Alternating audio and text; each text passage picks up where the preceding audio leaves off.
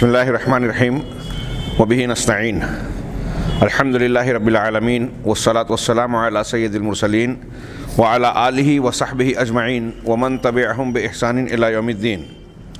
اعوذ باللہ من الشیطان الرجیم. بسم اللہ الرحمن الرحیم. قل هو اللہ احد اللہ الصمد لم یلد ولم یولد ولم یکن لہ کفوا احد. محترم حاضرین، پچھلے درس میں ہم شیخ محمد بن عبد الوہاب رحمہ اللہ کی عبارت میں موحد اور مشرک کے مکالمے میں یہ باتیں پڑھ رہے تھے کہ ایک قبر پرست، مردہ پرست، بزرگ پرست اپنے شرک کا جو عذر بیان کرتا ہے، خاص طور سے یہ کہتا ہے کہ میں شرک نہیں کر رہا ہوں. انہیں مشرکین مکہ جس طریقے سے اللہ کے علاوہ معبود مانتے تھے، میں اس طرح نہیں مان رہا ہوں. اس کے جواب میں شیخ نے جو سوالات کیے اور ان سے سوالات پوچھے،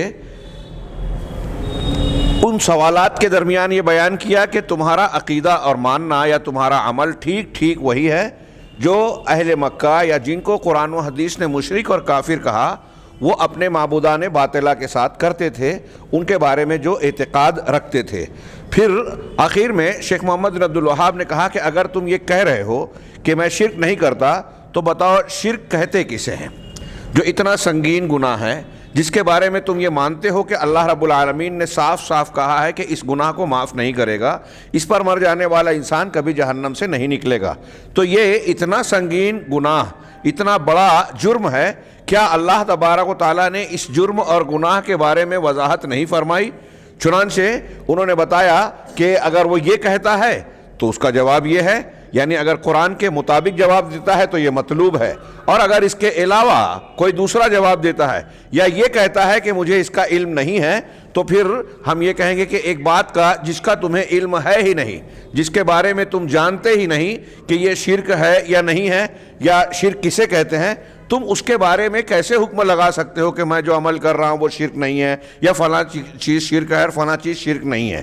اس عبارت اور وضاحت کے بعد شیخ محمد بن عبد الوہاب نے کہا کہ اللہ تبارک و تعالیٰ کی عبادت، اکیلے اللہ کی عبادت کرنا جس کا کوئی شریک نہیں ہے، یہ وہ عمل ہے جس پر وہ جس عمل کی بنیاد پر وہ ہم سے نفرت کر رہے ہیں یا انکار کر رہے ہیں.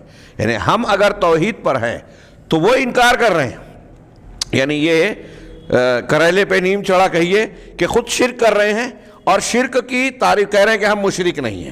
اور جو توحید پر ہے، جو اللہ رب العالمین اکیلے کی بلا شریک شرکت غیر عبادت کر رہا ہے، اس کو کہہ رہے ہیں کہ یہ گمراہ ہے، یہ غلط ہے.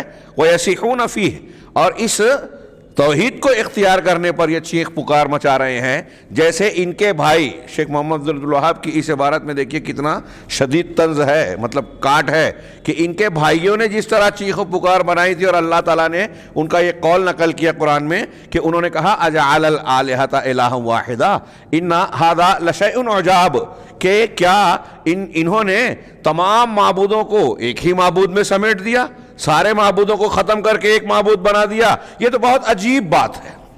گویا کفار مکہ جو کہا کرتے تھے محمد رسول اللہ صلی اللہ علیہ وسلم کو خطاب کر کے کہ یہ توحید کی دعوت دے رہے ہیں اور ہمارے سارے معبودوں کا رد کر رہے ہیں، ایسے ہی یہ قبر پرست، اولیاء پرست، یہ موحدین کے بارے میں کہتے ہیں کہ یہ تو ہمارے بزرگوں کی برائی کر رہے ہیں، ان کی الوہیت اور ان کے مقام کا انکار کر کے معبودیت کو ایک ہی میں جوڑ رہے ہیں اللہ رب العالمین کے بارے میں. تو بجائے اس کے کہ اس حق کو قبول کریں، وہ اس کو غلط مانتے ہیں، اور اللہ تبارک و تعالیٰ کی تنہا عبادت کرنے والے جو حق پر ہیں، توحید پر ہیں، قرآن اور سنت کے عین مطابق عمل کر رہے ہیں، اپنے زندگی کے مقصد کو بجا لا رہے ہیں، خود انہی کو جرم کے کٹہرے میں کھڑا کر رہے ہیں.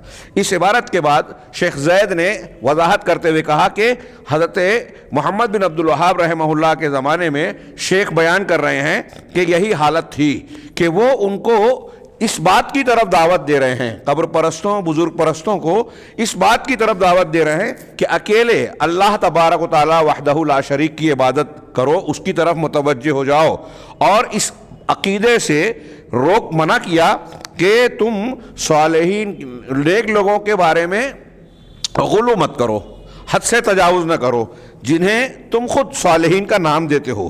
کیوں؟ اس لیے کہ اس زمانے میں معبود الگ الگ قسموں کے تھے، قسم قسم کے نو بنو معبود تھے۔ ان میں سے کچھ ایسے تھے جو کھجور کے درخت کے تنوں کی عبادت کرتے تھے، کچھ ایسے تھے جو کچھ درختوں کی عبادت، کچھ پتھروں کی عبادت کرتے تھے۔ پیچھے یہ بات گزری کہ شیخ محمد بن عبد الوہاب کے زمانے میں یہ جو نجد و حجاز کے علاقے تھے، یہاں عجیب عجیب شرکیہ اور کفریہ اعمال اور اعتقادات پائے جاتے تھے۔ کچھ لوگ بعض غاروں میں جا کے اپنی مرادیں جو ہے پیش کرتے، کچھ دیوی اور نیک صالح خواتین کے بارے میں عقیدہ رکھتے کہ ان کو آواز لگا کے پکاریں گے تو ہماری مراد پوری ہو جائے گی، مشکل آسان ہو جائے گی۔ ایسے اور بہت سارے عقائد تھے۔ جن و شیاطین تک کو پکارا اور پوجا جاتا تھا۔ ٹھیک ٹھیک ایسے ہی کہا جیسا کہ مشرکین اللہ کے نبی صلی اللہ علیہ وسلم کے عہد مبارک میں اور اس سے پہلے کیا کرتے تھے۔ قرآن نے ان کی یہ حالت، یہ ساری تفصیلات بیان کی ہے، اور یہ بیان کیا ہے ساتھ میں قرآن نے کہ ایسے اعمال اور عقیدے کی بنیاد پر وہ شرک اکبر کے مرتکب تھے۔ کفار مکہ، مکہ کے لوگ جو اپنے معبودان باطلہ کو پکارتے تھے، ان سے اپنی حوائج اور حاجتوں کے پورا کرنے کی امید رکھتے تھے، ان کو اپنے اور اللہ کے درمیان وسیلہ مانتے تھے، مشکلات میں پکارتے تھے، درختوں کو، پتھروں کو، مورتیوں کو، صالحین کو، فرشتوں کو، بعض پچھلے انبیاء کو۔ قرآن نے ان کے حالات کا ذکر کیا اور یہ بتایا کہ ان کا یہ عقیدہ، یہ عمل شرک اکبر ہے۔ ایسی ہی چیز کہہ رہے ہیں کہ شیخ محمد بن عبد الوہاب کے زمانے میں ٹھیک ٹھیک پائی جاتی تھی، اور میں اس میں اضافہ کر کے بتاؤں کہ ایسا ہی ہمارے یہاں ارد گرد میں آپ دیکھیں کہ یہ اس قسم کی شرکیات واضح طور پر پائی جا رہی ہے۔ قبروں کو پوجنا، بزرگوں کی پرستش کرنا، تازیوں کو پوجنا، بلکہ آج کل تو کلپس آ رہی ہیں، ہم یہ دیکھ رہے ہیں۔ میں نے اس سے پہلے شاید ذکر کیا کہ میں سنتا تھا، مجھے یقین نہیں ہوتا تھا، میں نے کلپس میں دیکھا کہ بہت سارے لوگ اپنے بزرگوں اور پیروں کو خانقاہوں میں جو ہے ان کی قدم بوسی کر رہے ہیں، پیر پر اپنی پیشانی رکھ رہے ہیں، ہاتھ چوم رہے ہیں، اور عجیب عجیب حرکت، اچھل کود، ناچنا گانا، پتہ نہیں کس اعتبار سے کون سا دین لے کے آئے اور دین اسلام کے قالب میں اسے پیش کر رہے ہیں۔ انتہائی جو ہے دیکھنے کے بعد بھی ایسا محسوس ہوتا ہے کہ وہ غیر شرعی، کیا غیر انسانی حرکت و عمل ہے۔ یعنی ایک فطرت سلیمہ والا سنجیدہ انسان بھی اسے قبول نہیں کرے گا، اور وہ اسے عبادت اور اپنے بزرگوں کی عقیدت و محبت کا مظاہرہ کر کے پیش سمجھ کر جو ہے وہ اسے انجام دے رہے ہیں، اور اس کی کلپ آج کل جو ہے ریکارڈ کر کے جو ہے وہ وائرل بھی کی جا رہی ہے۔ اتنے گھناؤنے اعمال، اور پھر قبروں پر جو کچھ کیا جاتا ہے، طواف کرنا، آسیب وغیرہ کے چھڑانے کے لیے جو الٹی سیدھی حرکتیں کرنا، وہاں کے مجاورین جو مرد اور خواتین کے ساتھ اعمال کرتے ہیں، ایسی چیزیں جو بالکل واضح طور سے قرآن و حدیث کے خلاف نظر آتی ہیں۔ نبی کریم صلی اللہ علیہ وسلم بیعت لینے کے لیے مسلم خواتین کا ہاتھ نہیں پکڑتے تھے۔ یہاں دیکھتے ہیں ہم، کلپس آتی ہے کہ مجاور جو ہے وہ خواتین کو گلے لگا رہے ہیں، ان کے بدن پر، پیٹھ پر اور مختلف حصوں پر ہاتھ پھیر رہے ہیں، انتہائی قرآن و حدیث کے خلاف اور جناب محمد رسول اللہ صلی اللہ علیہ وسلم کے طریقے کے خلاف۔ ایسی اور بھی کئی چیزیں، اور میں ایک بات ضمناً یہاں کہوں کہ یہ جو بحث چل رہی ہے کہ وہ یہ کہتے ہوئے کہ ہم شرک نہیں کرتے، ایسا کہتے ہیں کہ ہم اپنے معبودوں کو، بزرگوں کو، پیروں کو، اولیاء کو اللہ کی طرح نہیں مانتے، خالق مالک رازق۔ تو اس کا جواب پیچھے بار بار گزرا کہ مشرکین مکہ کے بارے میں قرآن نے صاف صاف کہا کہ ان سے اگر آپ پوچھیں گے کہ آسمان و زمین کو کس نے پیدا کیا، روزی کون دیتا ہے، سمع و بصر، آنکھ کان دل و دماغ کا مالک کون ہے، اس کائنات کی تدبیر اور نظام کون چلاتا ہے، تو ان سارے سوالوں کا جواب مشرکین مکہ یہ دیں گے کہ اللہ کرتا ہے۔ مشرکین مکہ یہ کہتے تھے کہ پیدا کرنے والا اللہ ہے، زندگی اور موت دینے والا اللہ ہے۔ مشرکین مکہ یہ کہتے تھے کہ روزی دینے والا اللہ ہے۔ یہ ہمارے معبودان جن کو ہم وسیلہ اور واسطہ بنا رہے ہیں، یہ روزی نہیں دیتے، یہ تدبیر کائنات کے مالک نہیں ہیں، متصرف نہیں ہیں۔ یہ دھیان سے سنیے جو میں کہہ رہا ہوں، یہ یہاں نہیں ہے، یہ بحث میں نہیں ہے۔ بحث کرتے ہوئے کہتے ہیں کہ ہم اللہ کو مانتے ہیں ایسا، لیکن آج ہمارے ارد گرد جو مشرکین پائے جاتے ہیں، قبر پرست، ان کی کتابیں اٹھائیے، 11 شریف کی مجلسوں کے بارے میں پڑھیے، شیخ عبد القادر جیلانی اور مختلف بزرگوں کے بارے میں ان کا غلو آمیز عقیدہ دیکھیے، تو وہ یہاں تک دعویٰ کرتے ہیں کہ یہ مردے کو زندہ کر سکتے ہیں، تقدیر بدل سکتے ہیں، روزی دے سکتے ہیں، اور وہ سارے کام جو اللہ رب العالمین کی خصوصیات میں سے ہے وہ اپنے بزرگوں کی طرف انہوں نے پھیر دیے۔ انا للہ و انا الیہ راجعون۔ انتہائی دکھ اور افسوس کی بات ہے، یعنی میں کہنا بتانا یہ چاہ رہا ہوں، اور یہ واضح ہے، کوئی الزام تراشی نہیں کہہ رہا ہوں، کتابیں اٹھائیے، ہاں ان کے روزمرہ کی زندگی میں جو مختلف قسم کے قصے کہانیاں بیان کی جاتی ہیں بزرگوں کے واقعات اور ان کی حکایات کی شکلوں میں، کہ کسی نے جو ہے فلاں مردہ تھے، شیخ عبد القادر جیلانی کے پاس ایک خاتون ان کے والد کے پاس گئی، میرا بیٹا مر گیا، اکلوتا بیٹا تھا، ہاں ان کہا کہ اب موت آ گئی، میں کیا کر سکتا ہوں۔ واپس آئے، شیخ عبد القادر جیلانی بہت کم عمر تھے، کھیل رہے تھے، روتا ہوا دیکھا بڑی امی کو، تو پوچھا کیا بات ہے، کیوں رو رہی ہیں؟ کہا میرا بیٹا مر گیا، ایسا ایسا ہے۔ اچھا، ہاتھ اوپر اٹھایا، ہلایا اور کہا کہ جاؤ گھر پہ، تمہارا بیٹا زندہ ہو گیا۔ وجہ کیا بتائے؟ بولے لوح محفوظ میں جو اس کی موت لکھی تھی اس کو مٹا کر جو ہے زندگی لکھ دی۔ انا للہ و انا الیہ راجعون۔ ایسے ایک واقعہ میں نے اس سے پہلے ذکر کیا، ہاں یہ سب ان کی کتابوں میں ہے، شیخ کیلانی نے اور دوسرے علماء نے نقل کیا ان کے حوالوں سے، ہاں کہ وہ کہتے ہیں ایک خاتون آئی کہ مجھے ایک بھی اولاد نہیں ہے، شیخ عبد القادر جیلانی نے اللہ سے ضد کی کہ اس کو 2 بیٹے دے، کہا ایک بھی نہیں لکھی ہے میں نے، تو 2 بول رہا ہے، کہا 3 دے، ایک نہیں لکھی ہے اب 3 کہہ رہا ہے، 4 دے، ضد پکڑ لی، لاڑ کر لیا، ہاں 7 تک پہنچ گئے، 7 اولاد دینی پڑی اللہ رب العالمین کو۔ اس قسم کے واقعے سے کیا دماغ میں بیٹھا آپ کے اور ہمارے؟ جیسے ایک ضدی قسم کا لڑکا یا کوئی آدمی اپنے باپ سے، اپنے بڑے سے ضد کر کے کوئی چیز منوا لیتا ہے، اور لاڈ پیار میں وہ مجبور ہو جاتا ہے باپ کہ میں نہیں مانوں گا تو باپ پریشان کرے گا، ہاں کیا کروں، مجبور ہوں، چلو ضد پوری کر دیتا ہوں۔ اس طرح کا معاملہ اللہ رب العالمین سے کوئی کر رہا ہے؟ شیخ عبد القادر جیلانی اور فلاں وما قدر اللہ حق قدرہ۔ سن لے سب لوگ کہ جو ایسا اس قسم کا عقیدہ رکھتا ہے اس نے اللہ رب العالمین کو جانا ہی نہیں، پہچانا ہی نہیں، اس کی عظمت، کبریائی، تعظیم کو سمجھا ہی نہیں، اللہ کی شان میں انتہائی خطرناک قسم کی گستاخی کر رہا ہے۔ میں نے اس سے پہلے بارہا بتایا، اور قرآن میں جگہ جگہ مضامین ہیں، اٹھا کے دیکھ لیجئے۔ یہ اللہ رب العالمین کی شان تو یہ ہے کہ فرشتے، انبیاء کرام بغیر اجازت کے اس کے سامنے زبان نہیں کھولیں گے۔ اللہ تعالیٰ صرف کسی وحی کا ارادہ کرتا ہے تو سارے فرشتے بے ہوش ہو جاتے ہیں۔ ثابت شدہ قرآن و حدیث کے مضامین ہے یہ، ہاں اللہ رب العالمین نے صرف تجلی فرمائی تو پہاڑ جو ہے ریزہ ریزہ ہو گیا، موسیٰ بے ہوش ہو گئے۔ فلما تجلی ربہ للجبل جعلہ دکا وخر موسیٰ صعقا۔ سورہ اعراف میں اللہ نے فرمایا کہ جب پروردگار نے اپنی تجلی فرمائی تو پہاڑ جو ہے ریزہ ریزہ ہو گیا اور موسیٰ بے ہوش ہو کر گر پڑے۔ اللہ تبارک و تعالیٰ کے سامنے کوئی شخص یہ جرات اور ہمت کر سکتا ہے، سارے فرشتے، سارے انبیاء صالحین مل کر، کہ تیرا یہ فیصلہ ہے، نہیں نہیں نہیں نہیں بدل دے، ہم نہیں مانیں گے، اور چل جائے گا معاملہ؟ اللہ رب العالمین کا معاملہ تو یہ ہے کہ اس کا جو فیصلہ ہے اس فیصلے کے مطابق اس کی پسند کو جو پسند کرے وہ مومن ہے، اس کی ناپسند کو جو ناپسند کرے وہ مومن ہے۔ اللہ جو چاہے اگر ہم نہیں چاہیں، اللہ جسے پسند کرے اگر ہم نہیں پسند کریں، اللہ جس سے نفرت کرے ہم اگر اس سے محبت کریں تو ہمارا ایمان نہیں بچے گا، صالحین نہیں رہیں گے۔ کوئی یہ کہہ سکتا ہے ابو جہل، کوئی پیر مرید یا بڑے سے بڑا نبی ولی یا فرشتے، ابو جہل کو بخشا جائے؟ ابو طالب کو اللہ کے نبی صلی اللہ علیہ وسلم جہنم سے نہیں نکال پائیں گے، قرآن حدیثوں سے واضح طور پر ثابت ہے، صرف رافضی نہیں مانتے، اسے نہیں نکال پائیں گے۔ جو شرک پر مرا، حضرت ابراہیم علیہ السلام اپنے باپ کو نہیں بچا پائیں گے اس لیے کہ مشرک تھے، صاف قرآن کی آیت اور حدیث ہے۔ اللہ تبارک و تعالیٰ نے حضرت ابراہیم کو اپنے باپ کے لیے استغفار کرنے سے اور اللہ کے نبی صلی اللہ علیہ وسلم کو اپنے چچا کے لیے دعائیں مغفرت کرنے سے منع کر دیا دنیا میں، کہ دنیا میں مشرک پر، شرک پر مرنے والے کے لیے دعا نہیں کر سکتے، تو آخرت میں بچا لیں گے، اللہ کا فیصلہ بدلوا دیں گے۔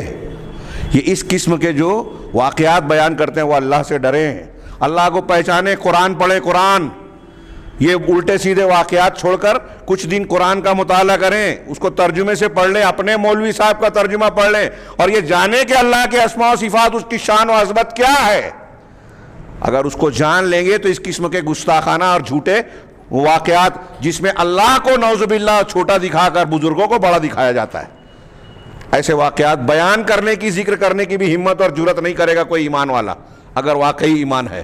تو یہاں شیخ کہہ رہے ہیں کہ شیخ محمد بن عبد الوہاب رحمہ اللہ کے زمانے کا بھی یہی معاملہ تھا کہ جب انہوں نے اس کا رد کیا تو الٹا وہ ناراض ہو رہے ہیں۔ مشرکین جس طرح اللہ کے نبی صلی اللہ علیہ وسلم پر پھٹ پڑے، ارے یہ محمد صلی اللہ علیہ وسلم کی دعوت تو دیکھو، یہ سارے معبودوں کو ختم کر کے ایک ہی معبود بنا رہا ہے۔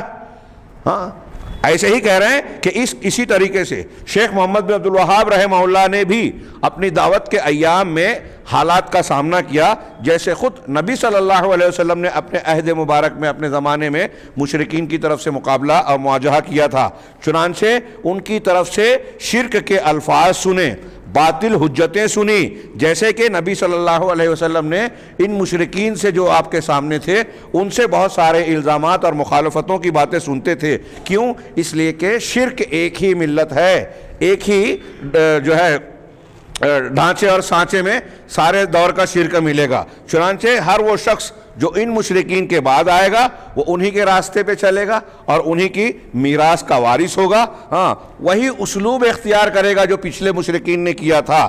ہاں الذی یعترض، جو اور وہی جواب دے گا جو پہلے کے مشرکین نے پیش کیا تھا، اور ہر زمانے کے مشرکین کے اعتراضات اور بیانات آپ دیکھیں گے تو ایک جیسے نظر آئیں گے ہر مقام پر مختلف علاقوں میں، کیونکہ شیطان نے سب کو ایک ہی قسم کی پٹی پڑھائی ہے، ایک ہی قسم کا جواب دیا ہے۔ نوح علیہ السلام کے قوم کے لوگ کے دور کے مشرکین ہوں، بعد کے دور کے مشرکین ہوں، نبی صلی اللہ علیہ وسلم کے دور کے مشرکین ہوں، اور آج کے دور کے ہوں، محمد بن عبد الوہاب کے زمانے کے ہوں، سب ایک ہی قسم کا جواب دیتے ہوئے آپ کو نظر آئیں گے۔ چنانچہ کہہ رہے ہیں کہ شیخ محمد بن عبد الوہاب کے زمانے میں یقولون لہ، وہ اس سے شیخ محمد سے اور ان کے ساتھیوں سے کہتے تھے کہ تم لوگ صالحین کے ساتھ بغض کرتے ہو اور نبی صلی اللہ علیہ وسلم کے ساتھ بھی نفرت اور بغض کا برتاؤ کرتے ہو۔ یہ آج بھی قبر پرستوں میں اور توحید کے اہل توحید کی مخالفت کرنے والوں کے حلقوں میں بالکل عام سی بات ہے۔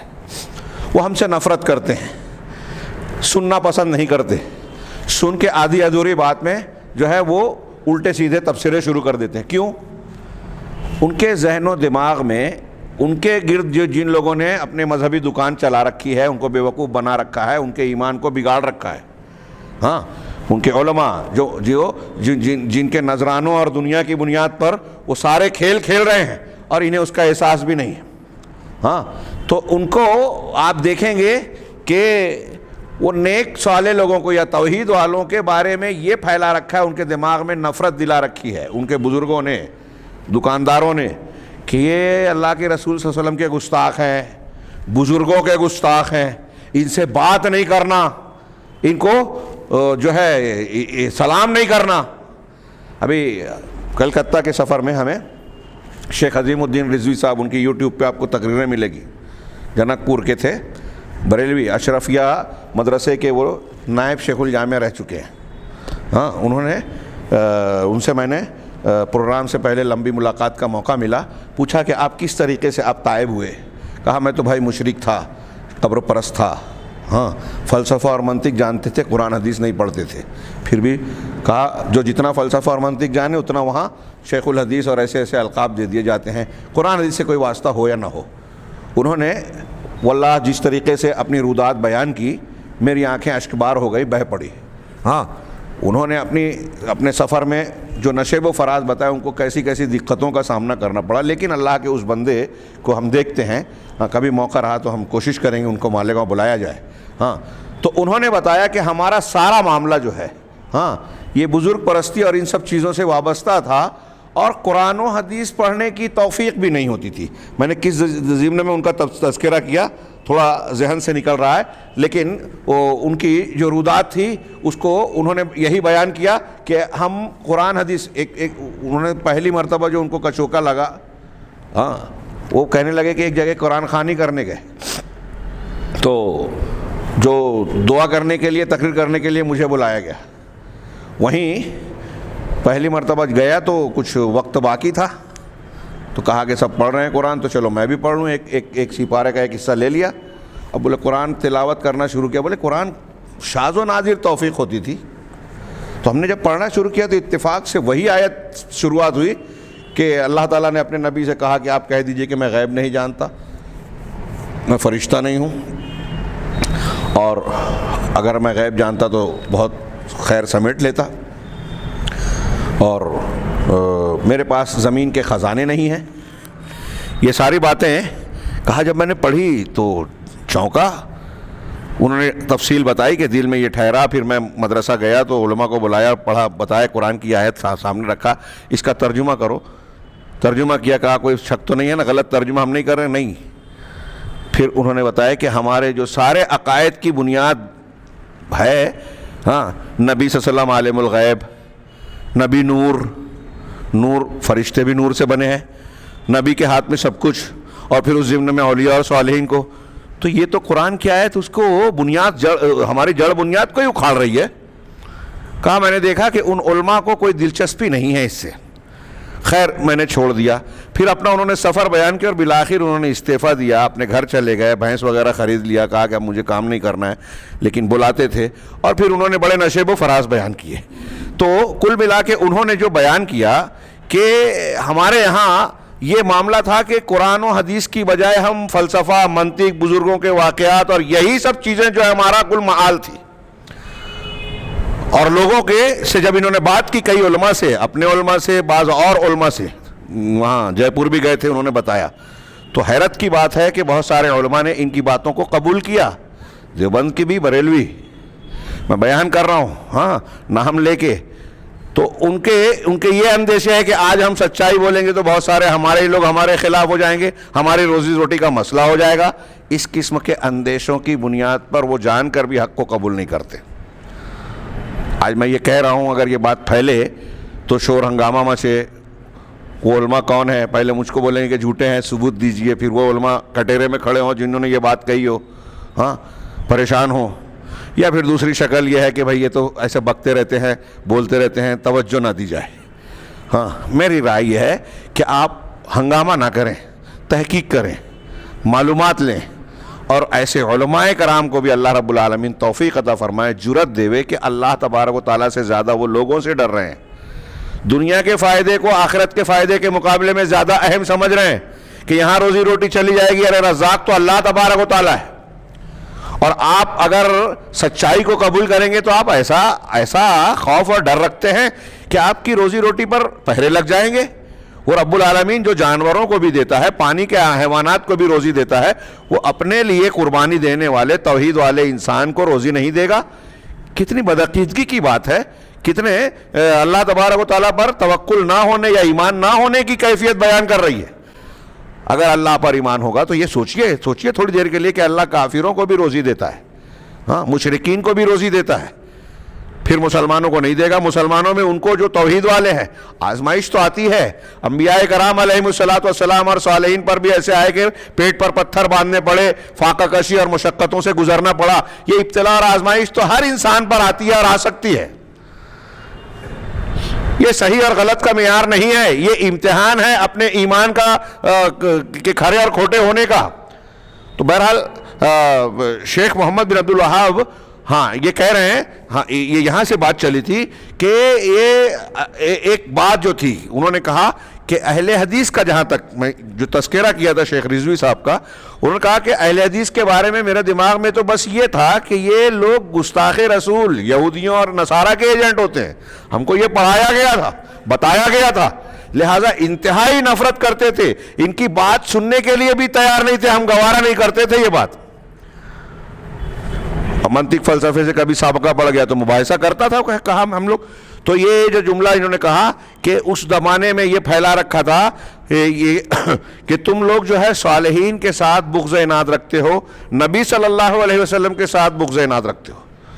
تو شیخ رضوی کہتے ہیں کہ اہل حدیث کے بارے میں تو یہ پختہ دماغ میں بیٹھا ہوا تھا، زیادہ سے زیادہ کچھ تھوڑا موڑا رجحان میرا تھا اس وقت پہل تو دیوبندی حضرات کی طرف، لیکن جب تحقیق کیا، فاتحہ خلف الامام کی بحث کا انہوں نے ذکر کیا کہ وہ جب میرے علم میں آئی، حدیث پڑھی میں خاموشی سے حدیث کی کتابیں گھر میں لا کے اور مدرسے میں پڑھنے لگا، تو مجھے محسوس ہوا کہ بھائی قرآن اور حدیث تو ہم تعویل کر دیتے ہیں. ایک طرف ہم یہ کہتے ہیں کہ ہم رسول اللہ صلی اللہ علیہ وسلم سے محبت اور عشق رکھتے ہیں, اور دوسری طرف ہماری پوری محنت پڑھنے پڑھانے میں نبی صلی اللہ علیہ وسلم کی احادیث کی تعویل کرنے میں گزرتی ہے.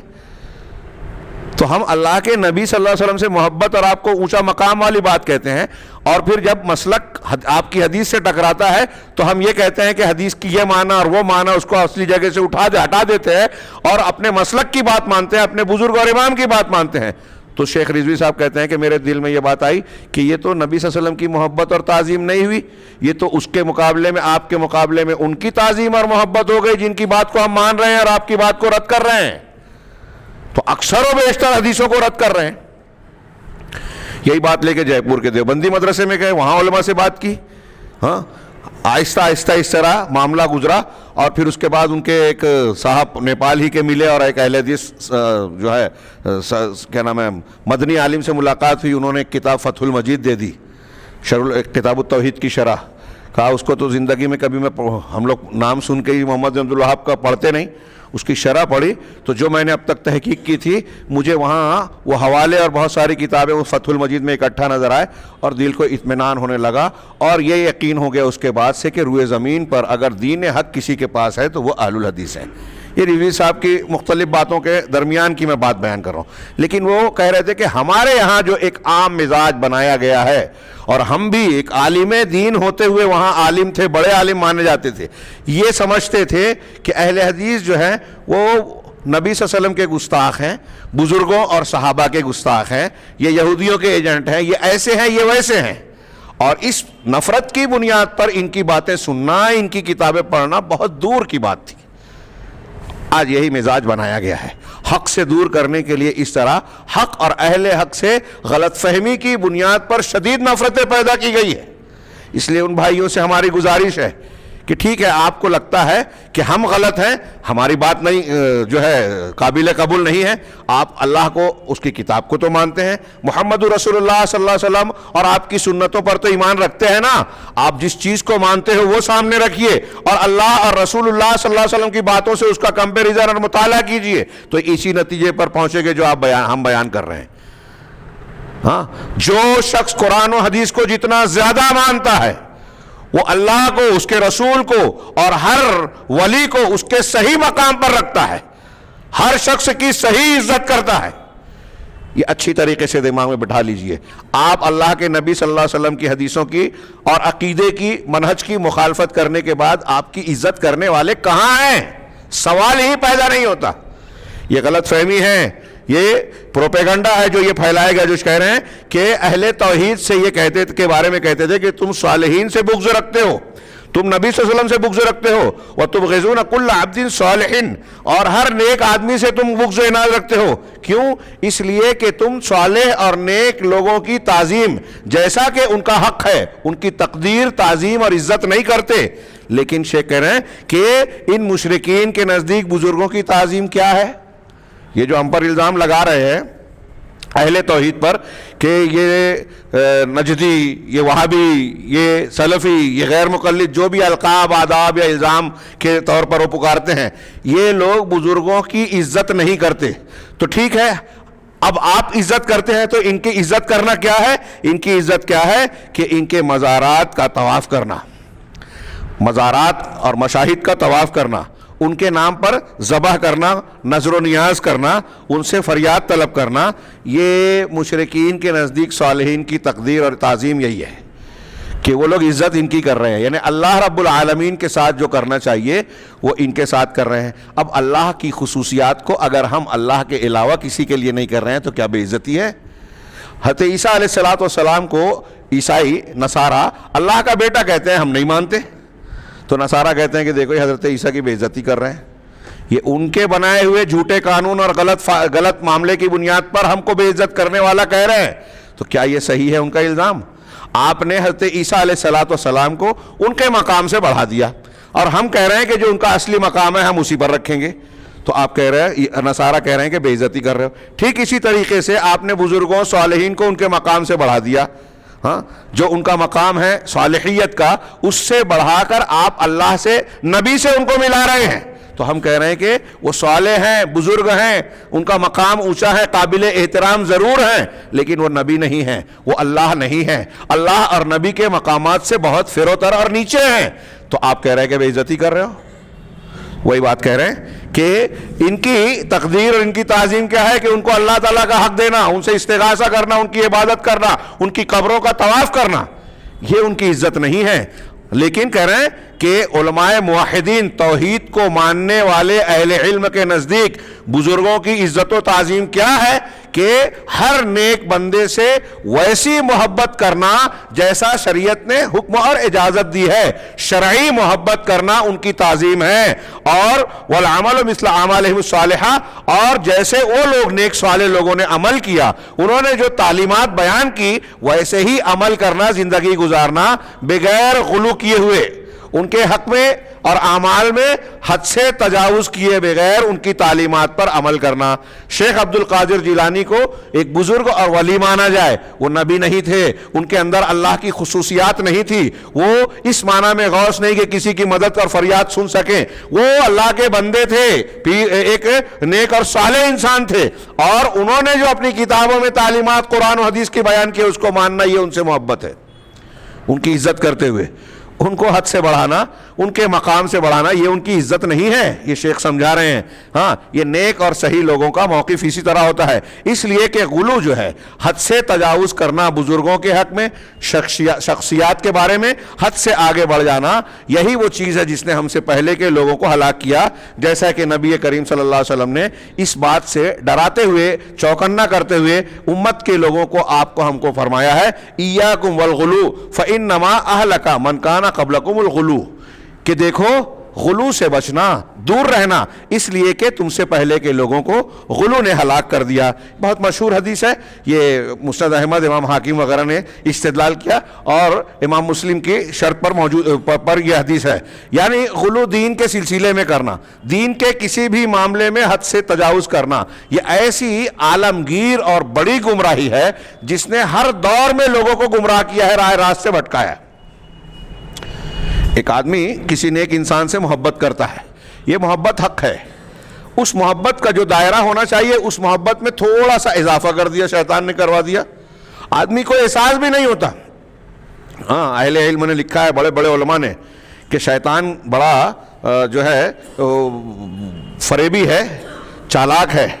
ایک آدمی اگر دنیا دار ہے، شہوات کا کیا دل دادا ہے، اس کو لذتوں میں انٹریسٹ ہے، تو شراب، جوا، زنا، ان چیزوں کی طرف لگا دیتا ہے نوجوانوں کو ایسے، اور پھر اس کے ذریعے سے اور دوسرے گناہوں میں ڈالتا ہے. لیکن اگر ایک آدمی دین پسند ہے، اسلام پسند ہے، آج کل جیسے کچھ تحریکی اور نوجوان ہوتے ہیں نا، تو اسلام پسندی کے نام پر جو بہت دینداری جھاڑتا ہے یا اختیار کرتا ہے، تو اس کو کیسے بہکاتا ہے شیطان؟ اس کا آسان نسخہ یہ ہے کہ اس کو جو دینداری کے نام پر اسی میں غلو کا شکار کر دیتا ہے. دین کے نام پر جو دینی تعلیم ہے، دین کا جو معیار ہے، اس معیار سے اسے آگے بڑھا دیتا ہے.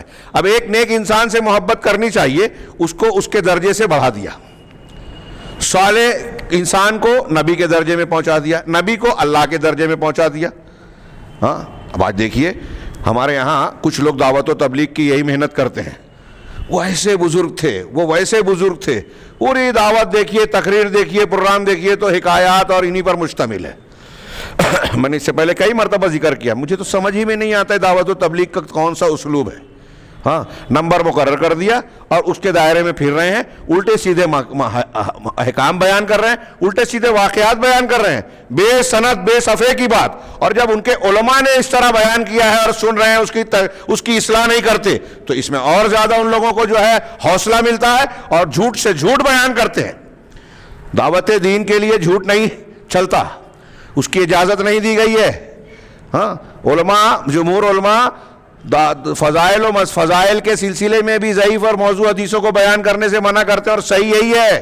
کچھ علماء کہتے ہیں فضائل میں کچھ ضعیف حدیثیں چل جاتی ہیں، اس کا راستہ، اس کا نتیجہ یہ نکلا کہ ضعیف اور موضوع ہی زیادہ ہمارے ہاں، کھوٹے سکے ہی زیادہ چل رہے ہیں. اور جاہل آدمی دعوت و تبلیغ کے نام پہ، فضائل بیان کرنے کے نام پہ ایسا سمجھتا ہے کہ میں بس سنی سنائی بغیر تحقیق کے کچھ بھی بیان کر دوں، کوئی مسئلہ نہیں ہے.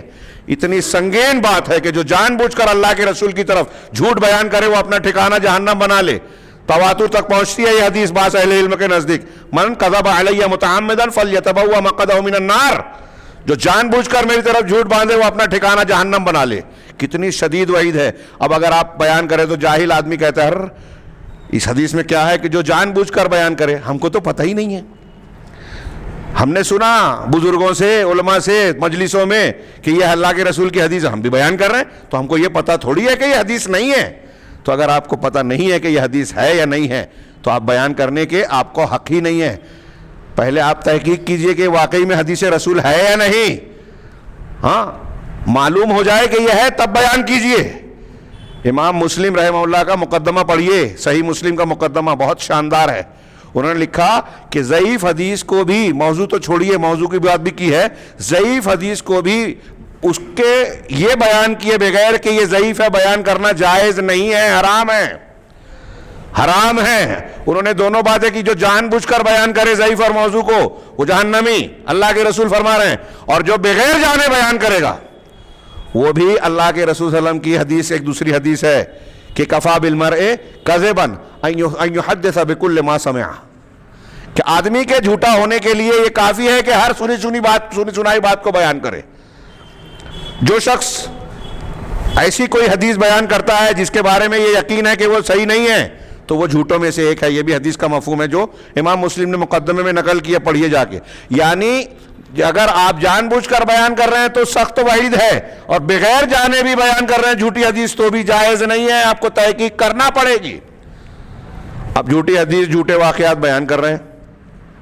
آج ہمارے گرد و پیش میں ایسے کتنے واقعات بیان کرتے ہیں لوگ کرامت کے نام پہ، بزرگوں کے نام پہ، اور اس کا نتیجہ اور حاصل کیا ہے؟ اس کا حاصل اور نتیجہ میں اکثر ایک جملہ کہتا ہوں، کچھ لوگ مسکراتے ہیں. ہاں وہ امام شافعی اور لیث بن سعد کا کہ کوئی ہوا میں اڑے، پانی پہ چلے، کرامت. میں یہ جملہ کہتا رہتا ہوں. کیوں کہتا ہوں؟ اس لیے کہ ہمارے ہندوستانی ماحول میں اس کی ضرورت محسوس کرتا ہوں.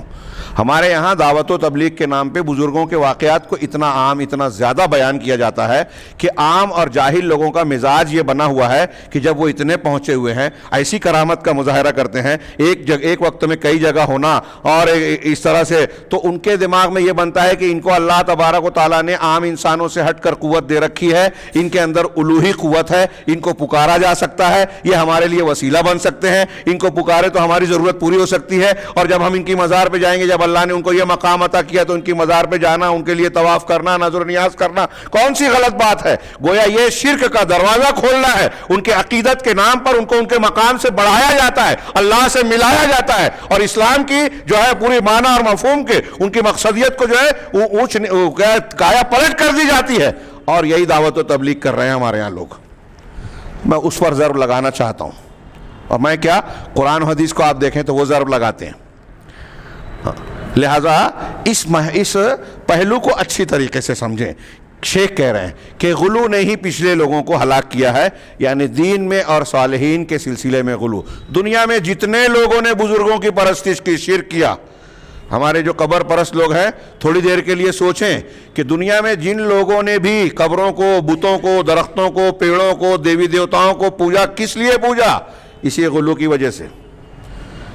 ایک شخصیت کو گڑھا، دماغ میں بنایا، کوئی دیوی دیوتا، کوئی شخصیت، کوئی بزرگ، کوئی ولی، الگ الگ نام ہے، نام الگ الگ ہے، ان کے بارے میں عقیدت ہے، عقیدت کو بڑھا دیا، اللہ سے ملا دیا.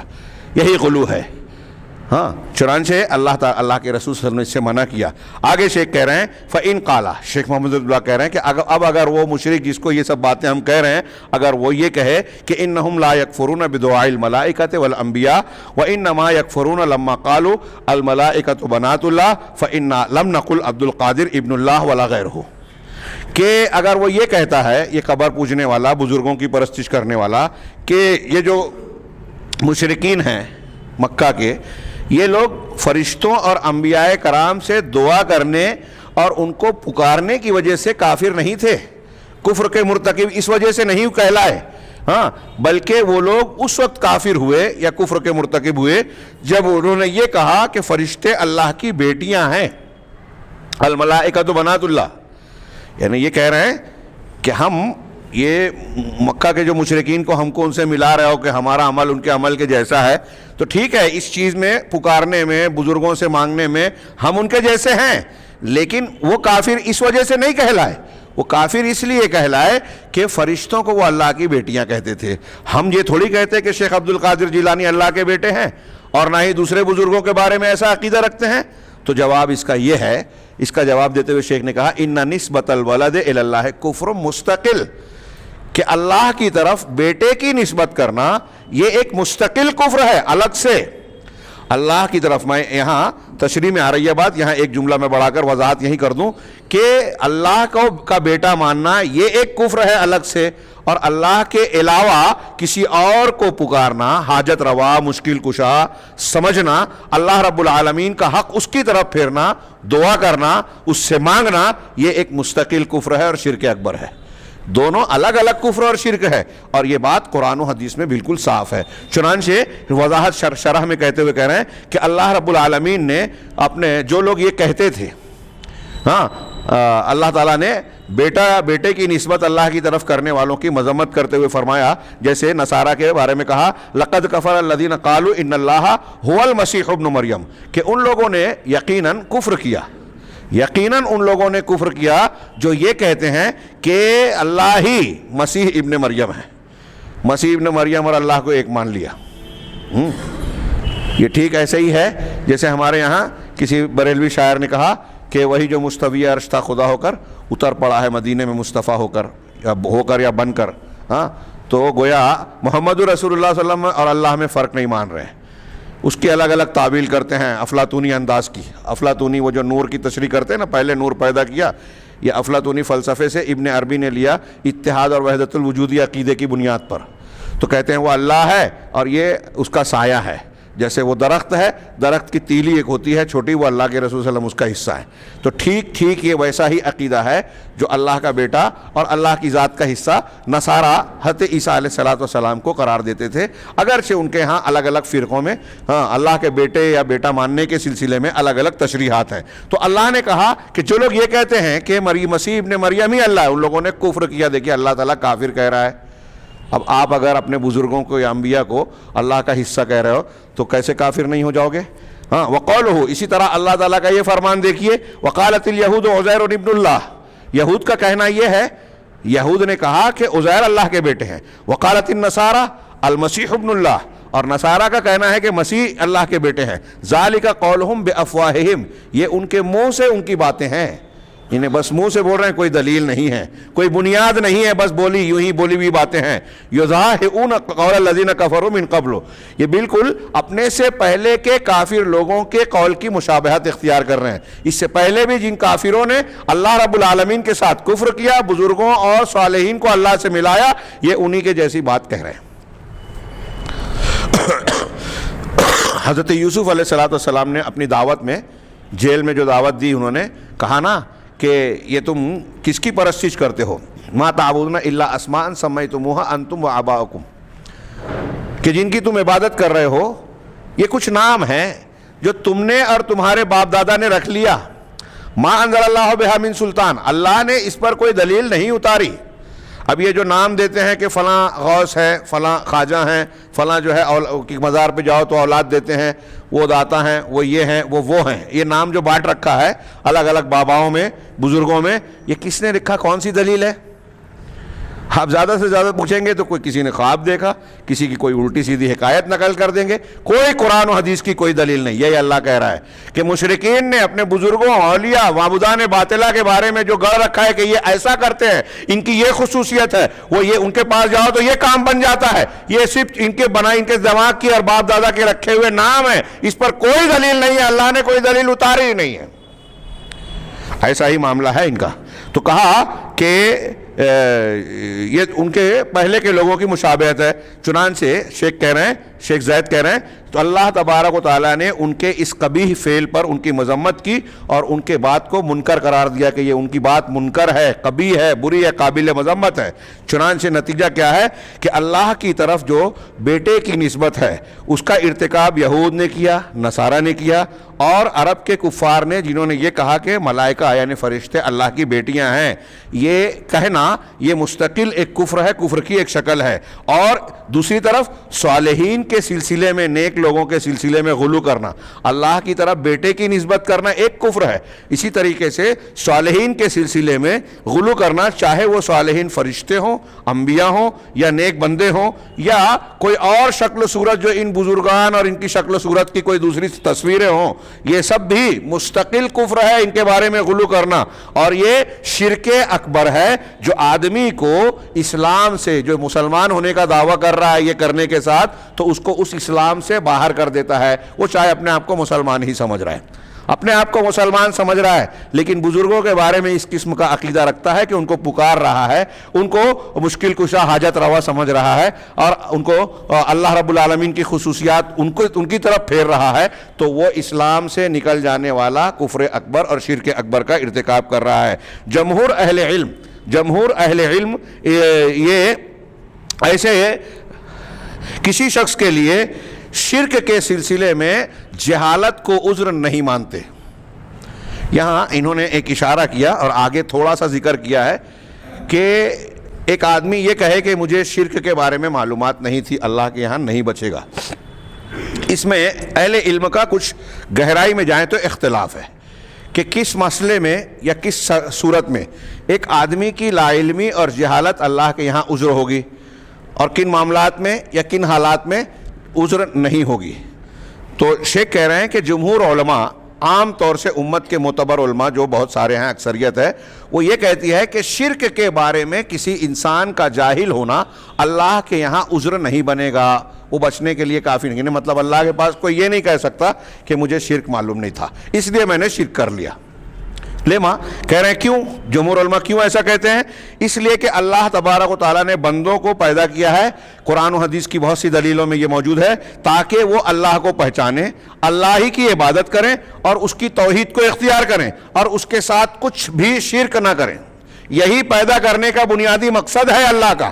ہاں، فَمَا الَّذِي صَرَفَهُمْ عَنِ الْأَمْرِ الَّذِي خَلَقَهُمُ اللَّهُ، تو کون سی چیز ہے کہ جس نے ان کو اس مقصد سے پھیر دیا جس کے لیے اللہ تبارک و تعالیٰ نے پیدا کیا، کہ وہ اس کو پہچانے اور اس مقصد کو جانے اور اسی کے مطابق عمل کریں، اور اس مقصد کا سب سے پہلا سبق اور پہلی چیز ہے اللہ کی توحید اور اس کے ساتھ شرک نہ کرنا۔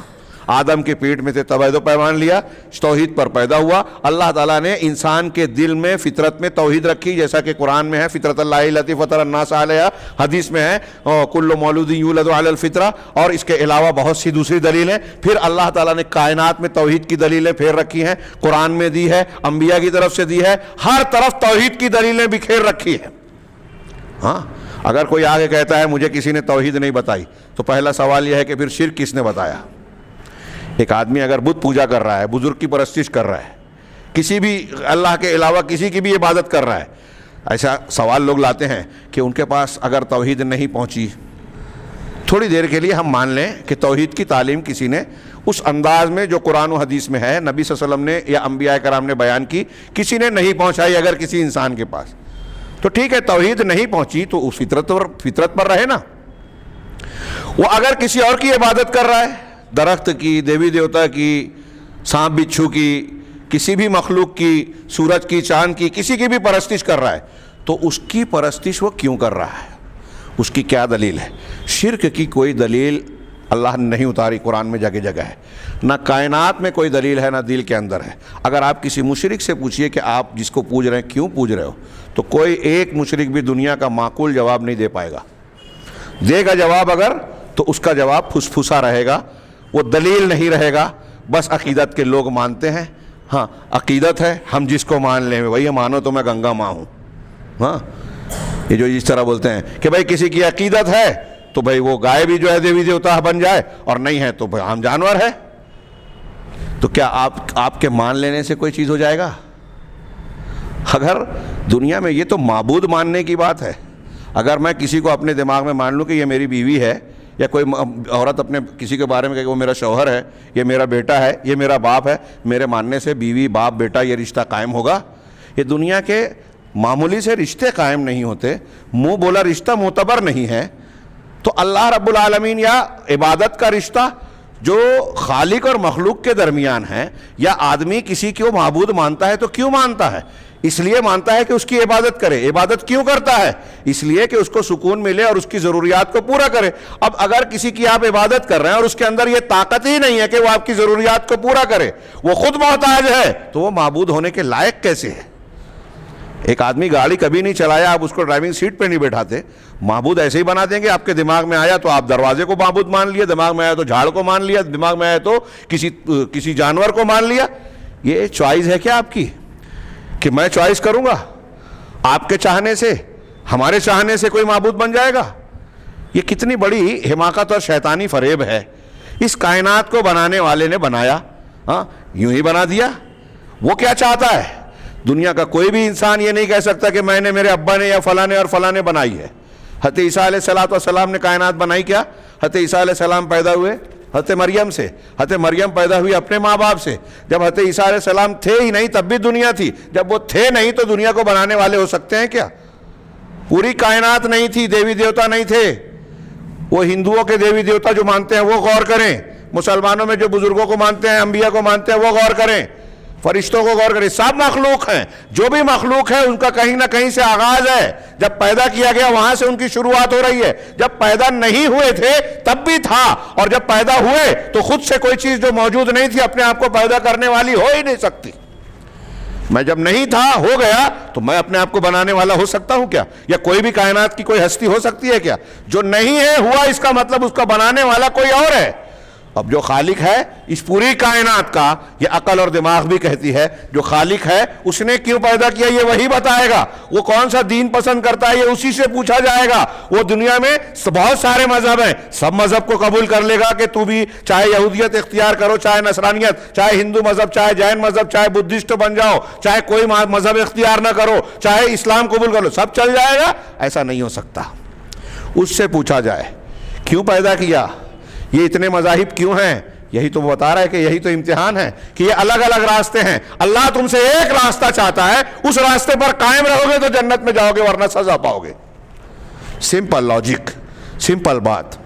یہ میں نے جو بیان کیا ہے یہ ایسا نہیں ہے کہ بہت زیادہ دقت و پریشانی کی بات ہے. آدمی غور و فکر کرے اور قرآن و حدیث کی دلیلوں میں جائے تو یہ نتیجہ ایک دم بالکل آسانی سے آ جائے گا. یہی وجہ ہے کہ قرآن و حدیث کی یہ فطری تعلیم جو فطرت کو جھنجھوڑتی ہے, انسان کے دل میں توحید موجود ہے. جب توحید کی دلیل سامنے آتی ہے تو ایک آدمی اس کا رد صرف ہٹ دھرمی کی وجہ سے کر سکتا ہے, حقیقت میں دل سے اس کو رد نہیں کر سکتا. تو دنیا میں یہی وجہ ہے کہ اتنی ساری مخالفتوں کے باوجود آج پوری دنیا میں اسلام کے خلاف جتنا پروپیگنڈا اور محنت ہو رہی ہے کسی مذہب کے بارے میں نہیں, اس کے باوجود پوری دنیا میں سب سے زیادہ تیزی سے پھیلنے والا دین اسلام ہے کہ نہیں؟ یہ عجوبہ, یہ اس کی حقانیت کی دلیل ہے. اسلام کے خلاف جو محنت ہو رہی ہے نا, اگر دوسرے کسی مذہب کے خلاف اس کے 10% ہو, 10% بھی زیادہ کہہ رہا ہوں, اس کے 10% اس کے خلاف ہو. عیسائیت جیسے ہی لفڑے میں دائرے میں آئی, فوراً ان کے علماء نے بچانے کے لیے کہہ دیا کہ وہ مذہب الگ چیز ہے, حکومت الگ چیز ہے, وہ انسان کا پرائیویٹ معاملہ ہے, نجی معاملہ, اس پہ بحث مت کرو. ہاں, الٹی سیدھی بات, ان سائنٹیفک بات, غیر عقلی بات وہاں چل رہی ہے. ہندو مت ہو, فلاں مت ہو, فلاں, اس کو عقل اور سائنس کی جو ہے سان پر رکھ کے پرکھا نہیں جاتا. اسلام کے آداب سے لے کے عقائد تک کو پرکھا جا رہا ہے. اور اسلام سائنس, ٹیکنالوجی, فلسفہ اور منطق جب تھا ان کو سامنے ڈٹا رہا, فلسفہ اور منطق نے گھٹنا ٹیکا, اور آج سائنس اور ٹیکنالوجی بھی گھٹنے ٹیک رہا ہے مسلسل کہ ہاں ہم پہلے غلط تھے, اب صحیح پہنچے. جب نتیجے پر پہنچے تو پتہ چلا کہ قرآن اور حدیث صحیح ہے. ایک ایک چیز کے بارے میں سائنس گھٹنے ٹیکتے جا رہا ہے اس طریقے سے, اور ٹیکے گا. یہ صرف اسلام ہے جو کھڑا ہے ہر چیلنج کے سامنے, دنیا کا کوئی مذہب کھڑا نہیں رہ سکتا. یہ اسلام ہے جو اتنی مخالفتوں کے باوجود پھیل رہا ہے. دنیا کا کوئی مذہب اتنی مخالفتیں جھیل ہی نہیں سکتا, غائب ہو جائے گا, نام و نشان مٹ جائے گا اس کا, اگر اتنی مخالفت جتنی اسلام کی ہو رہی ہے. اگر دنیا کے لوگ غور کریں, سوچے غیر مسلم بھائی کہ کیا وجہ ہے کہ پوری دنیا کے لوگ اسلام اور مسلمانوں پر ہی ٹوٹے پڑے ہیں. کیا وجہ ہے کہ اس کے باوجود اس کا کچھ بگڑتا نہیں ہے. کیا وجہ ہے کہ اس کے باوجود کمزور سے کمزور مسلمان, وہ جو ناقابل ذکر ہیں, بکاؤ قسم کے, ان کا تو ذکر ہی نہیں ہے, کہ اپنے دین پر ڈٹے ہوئے ہیں, جانتے ہیں کہ مسلمان ہونے کے جرم میں ہم کو ستایا جا رہا ہے, پریشان کیا جا رہا ہے, گھیرا جا رہا ہے. ہاں آفس میں جائیں نوکری نہیں ملتی, آفیسز میں پریشانیاں ہوتی ہیں, مختلف جگہوں پر جو ہم کو نفرت کی نگاہوں سے دیکھا جاتا ہے, لیکن اسلام چھوڑنے کو تیار نہیں ہے. کوئی دوسرے مذہب کا ہو تو فوراً اپنے آپ کو بدل کر اس مذہب کا اپنے آپ کو پیش کرے گا جس میں فائدہ ہے, لیکن مسلمان ایسا نہیں کرتا عموماً. ہاں جو تھوڑا سا ایکسیپشن ہے اس کا وہ ذکر قابل ذکر نہیں ہے, یہ صرف مسلمانوں. کیا بات ہے. خیر یہاں بات تھوڑی سی دوسری طرف چلی گئی, انشاءاللہ وہ باتیں بھی آئے گی. یہاں شیخ نے یہ کہا کہ اگر کوئی شخص, جمہور اہل علم یہ مانتے ہیں کہ جہالت جو ہے وہ شرک اور توحید کے سلسلے میں عذر نہیں ہوگی. کھڑی کا کانٹا زیادہ بڑھ گیا, یہ تھوڑی سی بحث باقی ہے, اور اس کے بعد شیخ محمد بن عبد الوہاب نے جو اوپر عبارت بیان کی ہے اس کا جواب کہ بیٹے کی نسبت کرنا ایک مستقل کفر ہے, اور پھر انہوں نے یہ عبارت کے بعد جو ہے وہ اللہ تعالیٰ کا قول قل هو اللہ احد اللہ الصمد لم یلد ولم یولد, اور پھر دوسری قرآن کی آیتیں پیش کر کے یہ بتایا کہ اللہ تبارک و تعالیٰ کا بیٹا ماننا یا اولاد کی نسبت کرنا یہ بھی اللہ تبارک و تعالیٰ کی توحید کے خلاف ہے, اور اللہ کے مقابل کسی اور کو پکارنا اور دعا کرنا یہ بھی توحید کے خلاف ہے اور شرک اکبر ہے. اس کی دلیلیں دی ہیں, لیکن یہ بحث میں اب یہیں چھوڑ رہا ہوں. آدھی جو ہے شیخ زید کی بات میں کہ جہالت جمہور اہل علم کے نزدیک شرک کے سلسلے میں جاہل ہونا اللہ کے یہاں قابل عذر نہیں ہے. کیوں؟ یہاں سے انشاءاللہ آئندہ درس میں ہم پھر سے گفتگو شروع کریں گے. اللہ تعالی ہمیں صحیح عقیدہ سمجھنے کی توفیق عطا فرمائے, اس پر قائم رکھے, استقلال اور استقامت عطا فرمائے, اور اس کی برکت سے دنیا اور آخرت میں کامیابی سے نوازے. وآخر دعوانا ان الحمد للہ رب العالمین وصلی اللہ علی نبینا محمد.